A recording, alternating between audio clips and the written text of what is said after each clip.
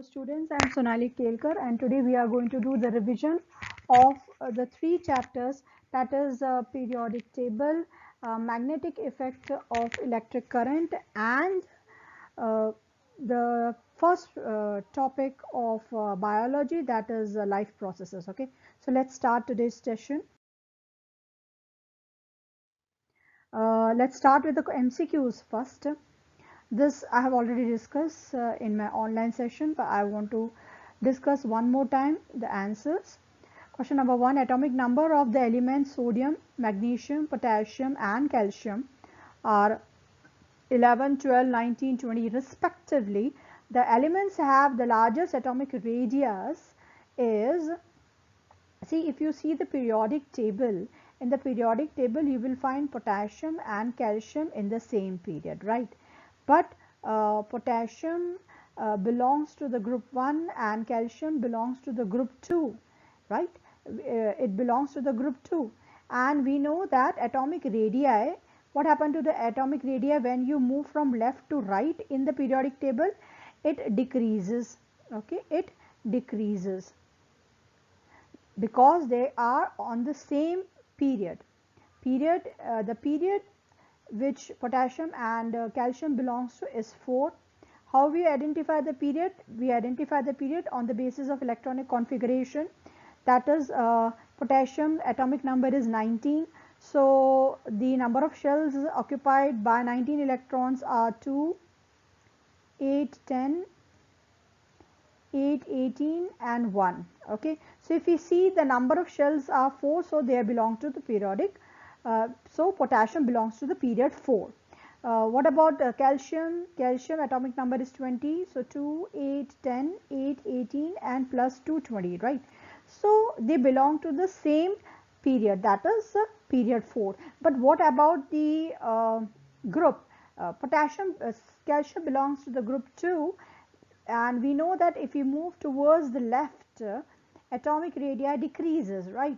So if I compare according to the group wise, potassium will be having more atomic radii as compared to calcium, right? So the right answer is potassium. Coming to the next question, which one of the following does not increase while moving down the group of the periodic table?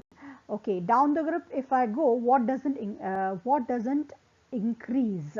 Atomic radii increases, yes. Metallic character increases, yes, because atoms, electrons are away from the nucleus. Okay, the bond is less, so electrons can easily be removed from the, atom. So metallic character increases. Valence electron, now valence electron, if I go down the group, valence electron is 1. In group 1, the valence electron of course will be 1. Down the group it will be 1. In group 2, valence electron will be same. So it is the valence electron which is not changing. Which of the following is the valence shell for the element of second period? See, second period means they should have 2 shells. What is the first shell? K, and then comes L. So L should be the answer. Next question. Consider the following elements. Calcium, they have written atomic number. As you know that we write atomic mass on the top, which is represented by the letter, capital letter A, and atomic number is represented by the capital letter Z, right? So that is why we have written 20 over here. Calcium 20, oxygen 8, argon 18, sulfur 16, beryllium 2 and beryllium 4 and helium 2. Which of the following element would not expect to be in group 16 of the periodic table? So group 16, that you should know that in the electronic configuration, if the valence electron are 6, then that element belongs to group 16, right? Group 16, if the valence electron, 6 should be the valence electron, right? So we need to do electronic configuration. Calcium, we know that it is 2. Just now we did oxygen. Let's do the electronic configuration, 2 and 6. Argon is a noble gas, so 2, 8, 10 plus 8, 18. Sulfur 2 plus 8, 10 plus 6. So here we can see oxygen and sulfur clearly belongs to the same group. Beryllium, we know that it is 2 and 2, and helium is 2. So for that you can do mentally also. So oxygen and sulfur is the right answer. Next, which of the following statement is not a correct statement about the trends when going from left to right across the period of the periodic table? Okay, so which is not the correct statement, we have to see. The element belongs to less metallic in nature, correct. The number of the valence electron increases, this is also correct. And the atom lose their electron more easily, this is not correct, because atom doesn't lose their electron more easily, because metallic character is decreasing. It means non-metallic character is increasing, and non-metallic are more electrovalent, they have affinity towards electron. So that is absolutely wrong. Okay, the oxide becomes more acidic, yes, because non-metals are increasing, so definitely the acidic character is increasing. So the correct answer is C. Next question, the length of the magnetic field inside a long current carrying straight solenoid is more at the end. See, the solenoid acts like a bar. Okay, it acts like a bar magnet. Okay, so if you see the long magnetic field, they are long and they are parallel, and the magnetic strength inside them is proportionate, it's same, it's similar. Okay, so let's see the statement more at the end than at the center, no. Okay, minimum in the middle, no. Same at all point, yes. Okay, the strength of the magnetic field inside the magnet is always same or at all the point, because they are parallel. See the parallel magnetic fields. Parallel magnetic fields, you will find the strength is same, similar at all the points. Next question, select the incorrect statement. You have to select incorrect statement. Magnetic field lines are closed curve, yes. No two field lines cross each other, this is also perfectly correct. Field lines can cross each other, no. Okay, field lines cannot cross each other, this is the wrong statement, and which is the answer of our question. Next, question number 8, magnetic field lines around the straight conductor forms the pattern of concentric circle. Yes, if I take a straight conductor, right, if I take a cardboard, I make a hole over here, is a conductor which is straight. Okay, now the current is carrying, as you can see, current is going in upward direction, so you have to put your thumb over here and curl your fingers, right. When you curl your fingers, like this, it means the current are carrying in this direction. Okay, you have to show the direction of the current also, and they are making concentric circle, yes. Fill in the blanks. To ensure a sufficient time for oxygen to be absorbed and for the carbon dioxide to be released, lungs contain a dash of air.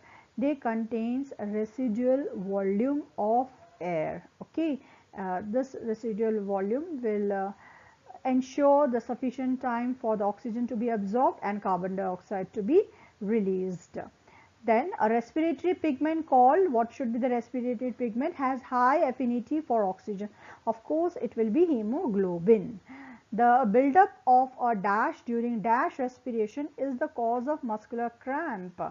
Okay, the buildup of lactic acid. Okay, lactic acid buildup during which type of respiration?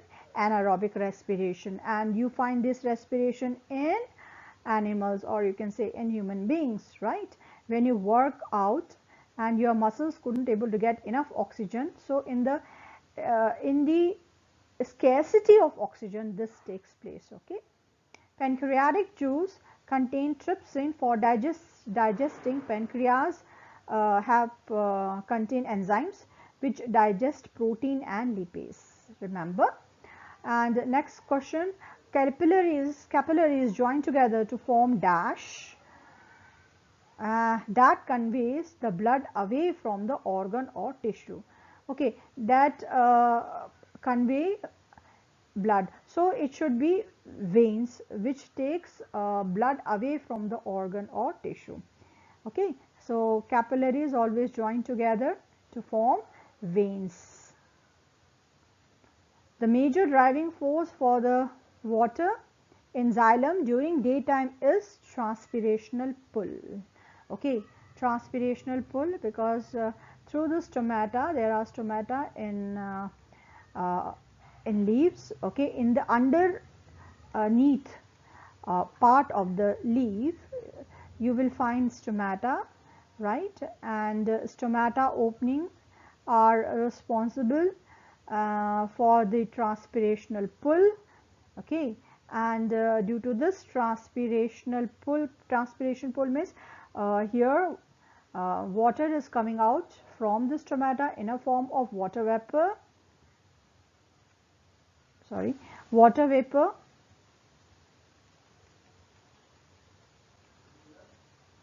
So when water comes out in a form of water vapor, then in the nearby cells, what happened in the nearby cells? A vacuum is created. Okay, a vacuum is created. It's just like a suction that you do while drinking juice from straw. Okay, the suction part, right? When you suck air, you are creating a vacuum. Okay, and when you create vacuum, a low pressure area develops over here. Water from high pressure to low pressure moves in. Similar type of activity phenomena you can observe here. So when water evaporates in a form of a water vapor, the vacuum is created in nearby cells, and these nearby cells draw water from the other cells.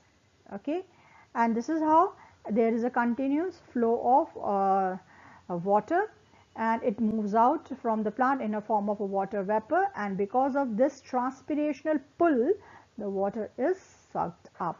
Okay, now the tubular part of the nephron selectively dash the substance needed by the body. Tubular part, okay, that is reabsorb. If we know the nephron, if you know the diagram of the nephron, okay, we have two tubules over here.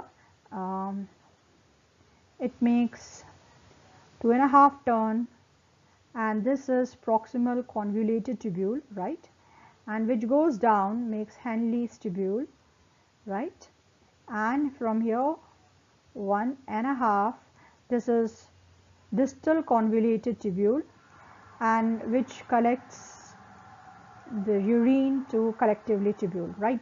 So proximal convoluted tubule PCT and distal convoluted tubule DCT. In fact, PCT and the Henle's loop responsible for the reabsorption of water and minerals.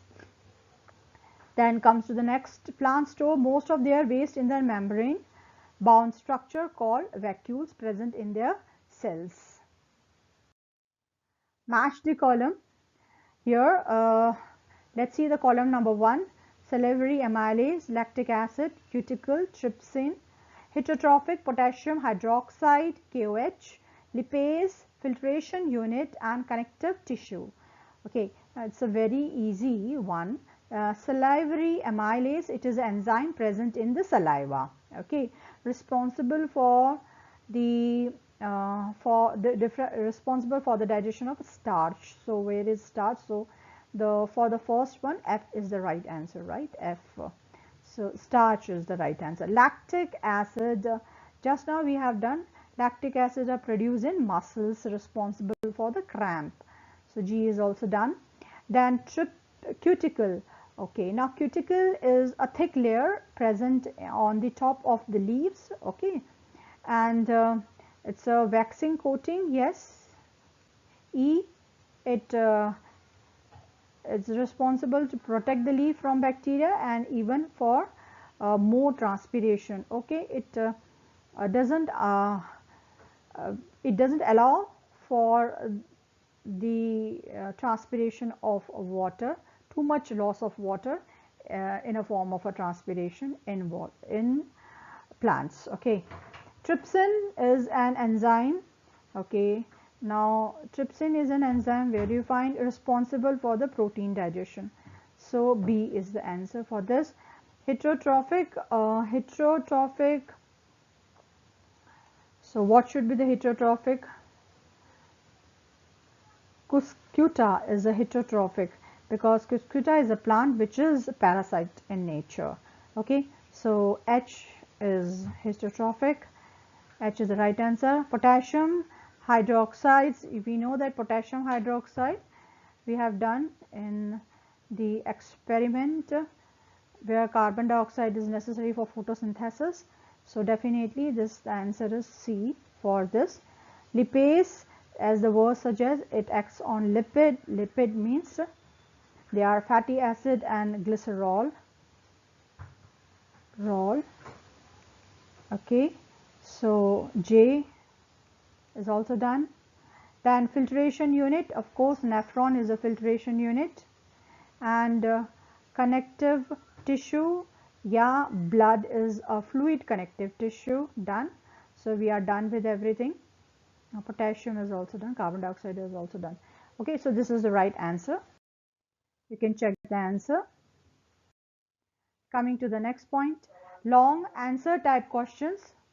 Question 1, two elements X and Y have atomic number 11, 16 respectively.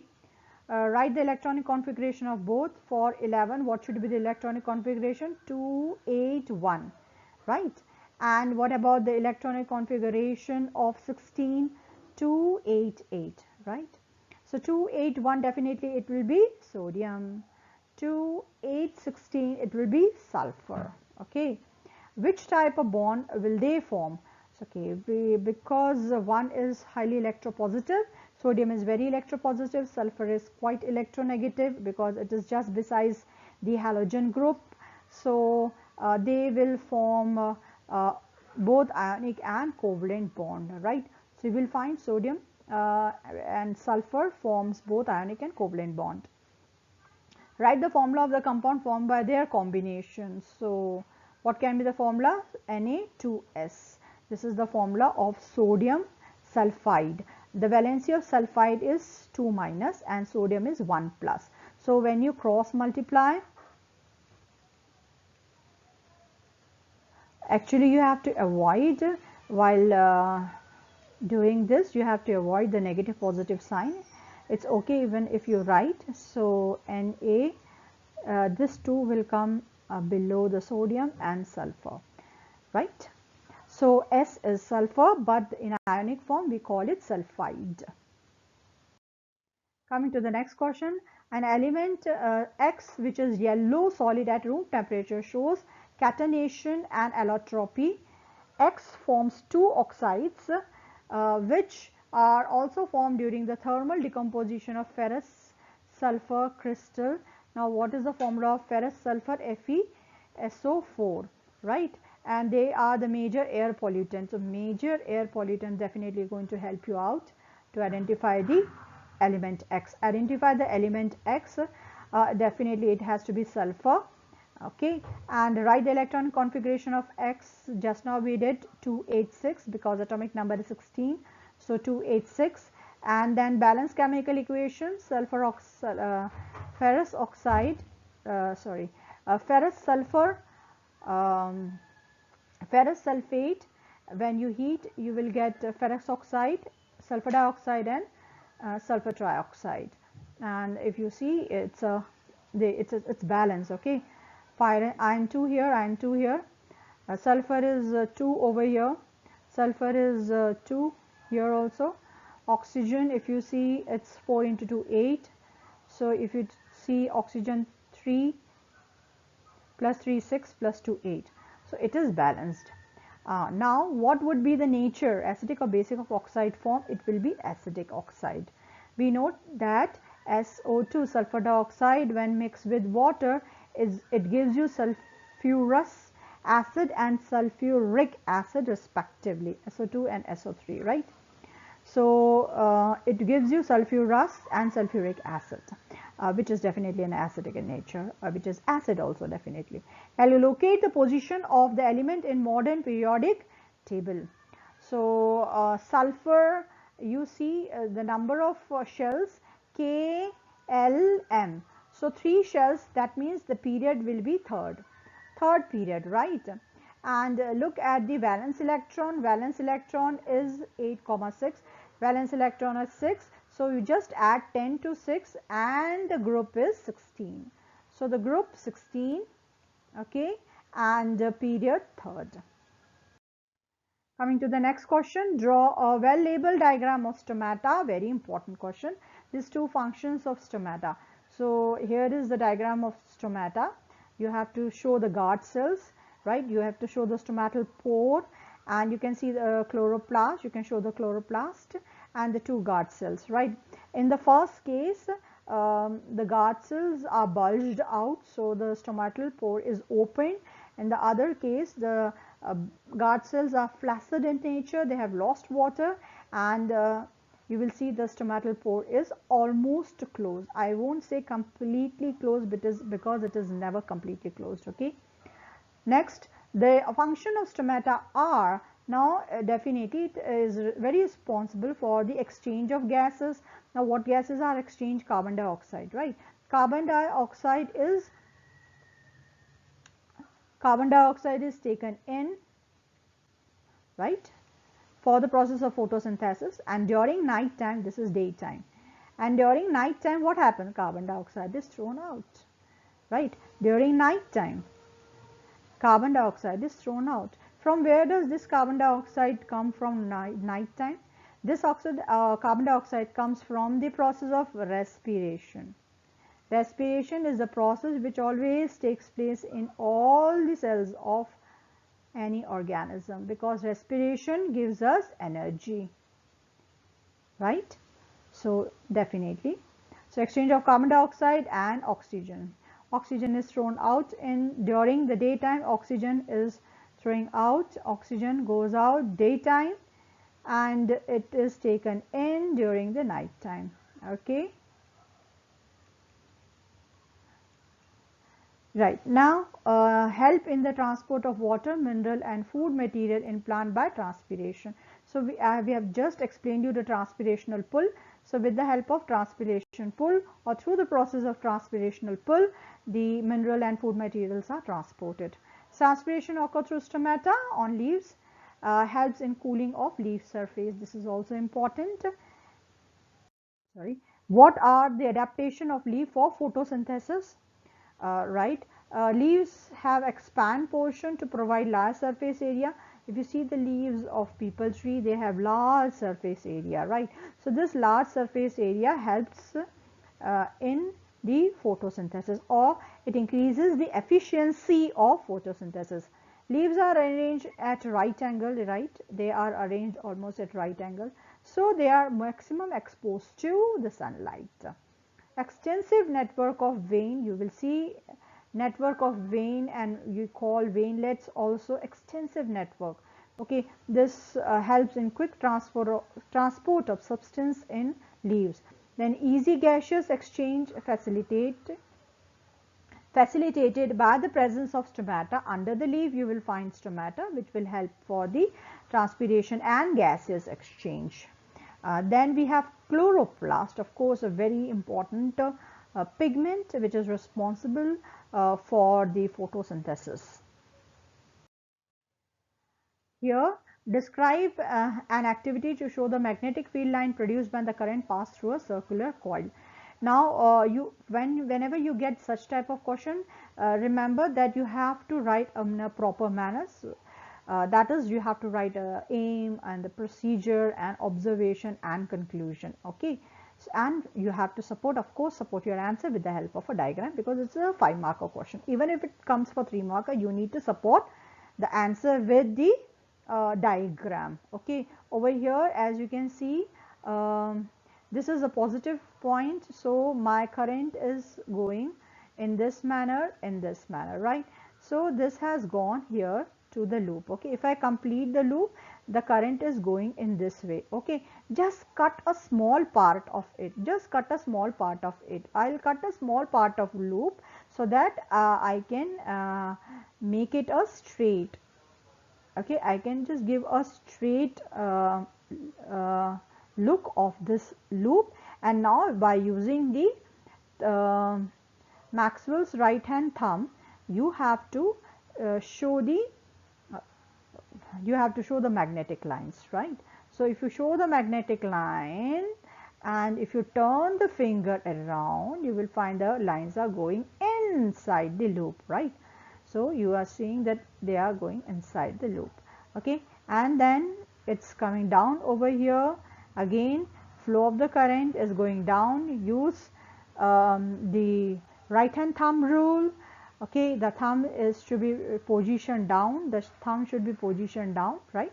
And then you have to see how the fingers are whirling, how the fingers are turning. Okay, if you see, the fingers are turning in this manner, they are turning in this manner. Okay, and you can show the direction of the magnetic field. Okay, I would like you to read this procedure, aim and conclusion carefully. Coming to the next question, what is meant by solenoid? Very important question, most of the time it has been asked. So we know that solenoid is a coil of many circular turns, right? You can see here it is a coil of many circular turns. The coils are turned around a whirl around, you know, a hollow conductor, like this, like this, like this. They are whirled around a hollow conductor. Sorry, it's not a conductor, it's a cardboard material, whirled around the cardboard material. Okay, this is a solenoid over here. You can take metal also, steel also, you can take a raw soft iron also to change them into a magnet, permanent magnet or temporary magnet. Here we have taken insulating body, right? Okay, now solenoid of many circular, it is a coil of many circular turns of insulated copper wire. Remember, these wires, they all are insulated, wound around the circulating insulating body, that is cardboard, such that its length is greater than its diameter. Remember all these points, and this is known as solenoid. So how does a current carrying solenoid behave? A current carrying solenoid always behave like a bar magnet, okay, with the fixed polarity.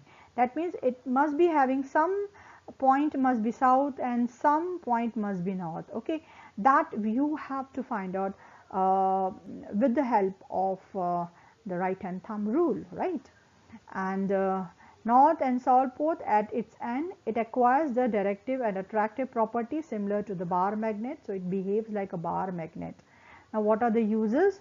Uses of current carrying solenoid is used for temporary magnet, as called electromagnet, as well as the permanent magnet. Okay, if you put steel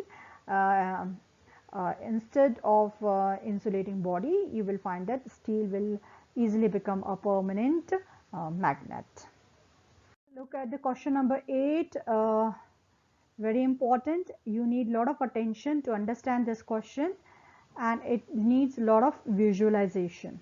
For the current carrying solenoid, as shown below, draw magnetic field lines, and giving reason, explain that out of the 3 points A, B and C, at which point the field strength is maximum and at which point it is minimum, right? So first of all, because we have to draw the magnetic field lines, you should know that what should be the north pole or what should be the south pole of this solenoid. As we know that solenoid works like a bar magnet.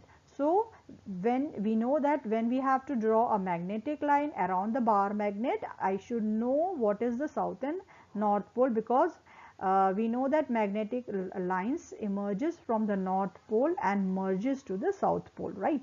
So let's start this activity. Now what you have to visualize that your current is going from backward, it is coming to frontward, from backward from backward it is coming to front over here like this.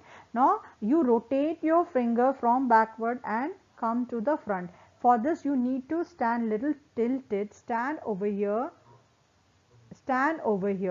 all of you, right, and turn your finger like this. From backward it is coming downward, and keep rotating the finger and come to your front. You will find that you are making a circle like this, right?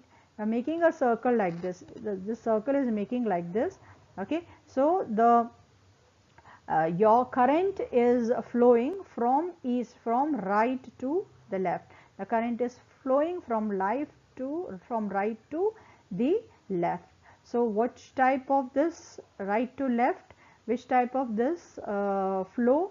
It is a clockwise flow, right? Clockwise means this is my south pole, okay, and this is the north pole. For north pole also you have to what you have to do, you have to move your finger, right? You have to move your from back, this current is coming, so you have to move your finger in such a manner that you will get a circle like this, okay, like this, and which is nothing but the anti-clockwise direction. Clear? So this is my south pole, which is a clockwise direction, and this is my north pole, which is the anti-clockwise direction. We show the anti-clockwise direction. Now you have to draw the magnetic lines. We know that lines goes out from the north pole and it comes to the south pole. Inside the solenoid, make sure that lines are absolutely straight. Inside they are straight, just like a bar magnet, and they are proportional in strength, right? And you can show the direction. Now the next part of the question, the minimum at what point the field strength will be minimum. So at B, point B, because it is away from the solenoid, so minimum strength will minimum strength of magnetic field you are going to experience here. At A you are going to experience a maximum amount of strength, right? And this is what is the answer of this question.